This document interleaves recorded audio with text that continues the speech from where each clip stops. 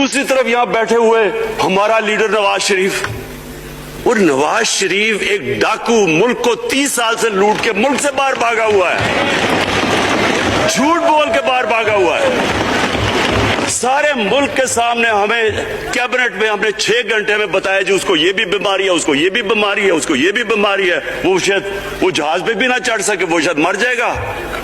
शीरीन के आंसू आ गए कैबिनेट में, और शीरीन के आंसू आने आसान काम नहीं है स्पीकर साहब। तो हमने उसको वहां जैसे वो जहाज पे चढ़ा, जैसे वहां गया वो एकदम ही तब्दील, और आज वहां जाके तकरीरें कर रहा है, वहां बैठ के स्कीमें कर रहा है, वहां बैठ के प्लानिंग करके जी उसे इतना पैसा दो, उधर इधर पैसा खिलाओ।